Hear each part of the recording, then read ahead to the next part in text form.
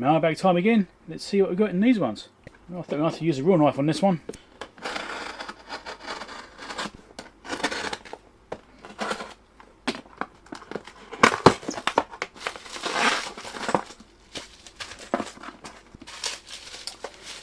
It's a screen replacement. Now, it's exactly the same as the one I showed a couple of mailbags back, the looks of it. It looks exactly the same. It is. It's identical. So I've now got 3 spare screens for my iPhone 13. Brilliant.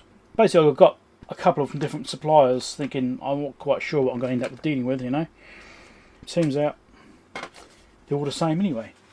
Which is fine. That's what I'm dealing with. We don't care. Anyway. Yeah, I broke my screen. I've mentioned that in mailbag a couple of, well, past 2 mailbags I think I mentioned it. And I need to repair that. I haven't got around to it yet. Still works. It's no urgency, but single pipeline, I need to do it. Don't forget the links down below for things I can give you links for too, as always. These. Magnifiers. So I showed some magnifiers in the last mailbag. This is a different style. Oh, cheapskates, no batteries in there. What batteries does it take? How do we get in here? It takes 3 AAA's by the looks of it. Yeah, magnification's not bad. Because I've got these other ones on. Where are they? So I've got this one before, which does work, but it's very small. Right, very small kind of detail. Let's find some text. There you go. Text there. Gives you an idea about distances and what you see, what have you, alright? You can see it's very distorted on the edges. I thought I'd try these other ones as well. Oh, that's much better actually. Yeah. So I think it's lower magnification, so you do get the same distortion when you get further away, but when you're at the right distance it's actually better. That's not bad. Yeah, I was thinking about doing things like checking chips and things like that. Looking at chips and trying to see the numbers on them, you know, just without going underneath the microscope. Sometimes if I can get a chip angle right, maybe, yeah, I don't know, because I haven't got the torch on this thing right now. You can see all my lights reflecting off it, but yeah, you can see chip numbers on this. That's alright. See, it's quite good magnification. I think it's what, 10 times on that. What does it say it is? 15 times magnification. I thought I'd get one of these for the bench, you know, and have one of these little ones at the bench. I mean, I've got some bigger ones as well. Sometimes you just want something small and get into a tight space. I'll get. Oh, I'll just drop that on the floor. Excuse me, I bought 2. I'm never going to find the other one now.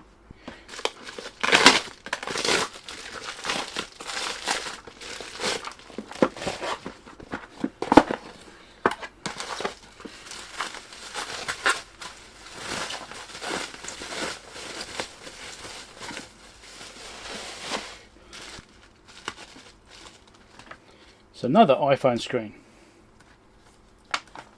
with the rubber seal and everything, and I think it's got a protector on it as well. Yep, screen protector came with it too. That's nice. So yeah, I've now got 4 of these iPhone screens, different versions. This one I think claimed to not require programming. Ah, there we go.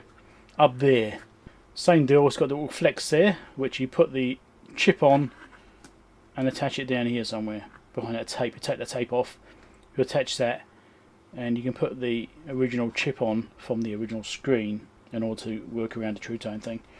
I did get one which I think was stated as being non-programming. You know, okay, maybe this works once you change the chip over. I don't know. Anyway, this one's got a flex too. So all the screens I've purchased, or 4 of them, I think I might have got carried away, have all got the flex for transferring the chip over to here. Now, if you figure out where this box here came from, put it down below in the comments, because it may be unclear. Wrong guesses only, of course.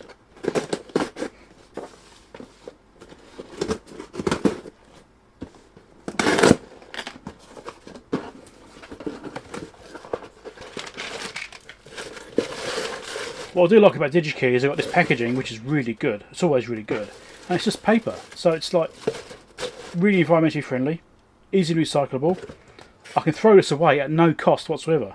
All the plastic and stuff I've got to dispose of. Whereas this and going recycling, it doesn't cost me anything to throw it away.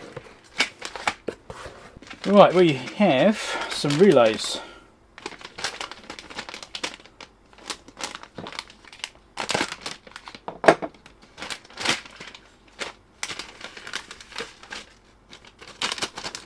So I've got two different types. Get one out. Here you go. Get closer so you can see what I'm talking about. So there's a surface mount relay. It's one of them. And it's this thing here. So I'm on G6SU2F 3-volt relay. And there's other ones here. EE2. Also surface mount. Right, 3SNUH. So, yeah, these relays are meant for my Keithley 7510. Now, I've noticed some interesting behaviour on that, which could be why it got sold on eBay. I don't think it's a big issue, but it's something which I'm watching out for right now. I might even demonstrate it to you, actually. I might do that. I might fire up and demonstrate it. But basically what's happening, if I turn the thing on straight away, go to like DC volts without doing anything else, it may give me an erroneous reading. But if I switch to a different mode and switch back, it comes right. Now sometimes I'll switch back and it's drifting, the reading's drifting, like in one direction. It doesn't quite stabilise. And then if I switch again, sometimes it'll be rock solid. And it's like, okay, that's telling me there's a relay which is switching, which isn't behaving. So all the relays this unit uses, I don't know which one's bad, I haven't looked into it yet. I'll have to take the thing apart and just figure it out. And figure out which relays are switching, because there's no circuit diagrams for it.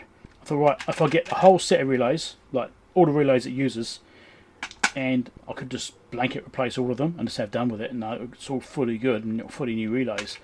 Or I could try and diagnose it and figure out which relay is actually giving the trouble and replace just that one and have spares for future use. That's also a possibility. Now, the original relays are NEC brand, and you can't get those ones anymore, or at least I couldn't find them on DigiKey. These are equivalent relays. They're basically the same thing. So, yeah, I think one of them just changed brand names. It's the same part number, but different brand name. So yeah, that'll be something I may or may not do a video about in the future. So I'm going to see if we can do this. Now I've only just turned this thing on. I've let it stabilise for a few minutes, so it's getting there. I'm running this off my PDVS2 Mini, this thing here, also only just turned on. This stabilises fairly quickly though. So you can see the reading getting here right now. Let's just try switching modes and see if this reading jumps. It may or may not be faulty right now. It's hard to tell because I've only just warmed it, I only just turned everything on, so it's hard to tell. So let's go to frequency. Then jump back to the DC volts. See it jumps up a little bit. And it's still drifting around. Let's go back to frequency. And DC volts again. Jumped up a bit higher. And still drifting around, but the drifting could be because it's warming up, right? So I'm not going to worry about the drifting too much. But the fact it jumps when changing modes, and sometimes it's quite a big jump, so, and it doesn't, even when it's stabilised and fully warmed up, feel like it's been running for a few hours sort of thing, and you turn it off and on again, straight away, you could be completely wrong, and then you change modes, come back, and it's right. So, that's something I'm seeing as being an issue.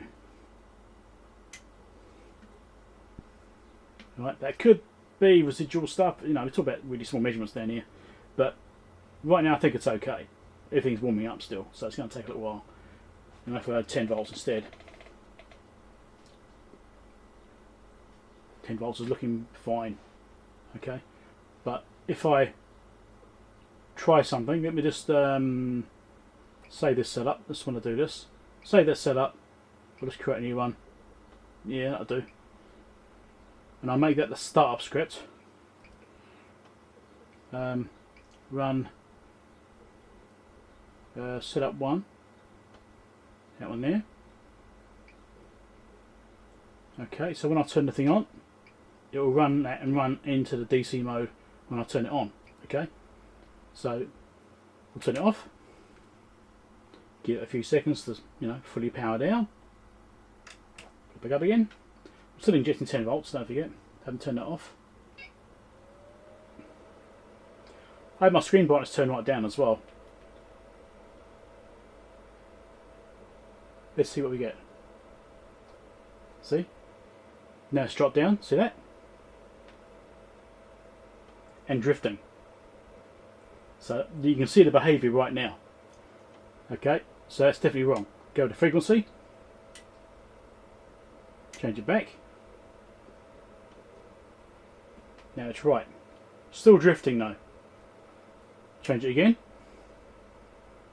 And back. Still close, but still jumping around. Let's do period instead. Back to DC volts. Yeah, okay, that's stabilising now. That's getting better, I think. So this is what makes me think that there's a relay which is not quite right. And that drifting is like a contact resistance thing. So, yeah, I mean, it's close. Do I trust it completely? No. Which is why I need to find out which relay it is which is causing this problem and replace it. Now, back to the mailbag.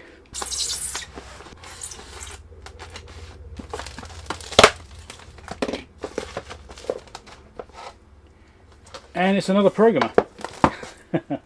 So I've shown in the previous mailbag programmers for doing the iPhone screen. And this is another one. If you can comment down below if you've used this particular programmer, the F210 model. So if you've used this or any other of these iPhone screen programmers, comment down below and let me know how you found them. It's not clear about what that's actually for. Does X. Does it iPhone 7 up to 11, I think. That's what that one does. And this actual unit here, I think this is for the screen only. I think it's meant for screens. And there's another module there, which is the one I actually need, which has got the iPhone 13. This is for programming the screens. So I've now got 3 different programmers. I don't know which one's best. I do get carried away sometimes. Just don't tell that to my wife. You can get different modules for these things and plug in different things. Yeah, there's all these different things you can get for it to do different functions. Battery boards and touch screens and all sorts of stuff. And you can get different models which are just designed for a particular function. Anyway, we've got this one. Anyway, so I've got a few different programmers now for doing the screen on my phone. Brilliant. I just got to figure out how to use the things. And hopefully not brick my original chip or something. There's a subscribe button over there if you want to subscribe to the channel, see more mailbags, more repairs, or maybe try and see me replacing the iPhone 13 screen using one of these programs I've purchased in the past few mailbags. There's also a Patreon support link over there if you want to support me with that. Help me to buy these sorts of things so I can do videos about them. Other videos to watch down below too. And also you can buy me a coffee. Catch you later.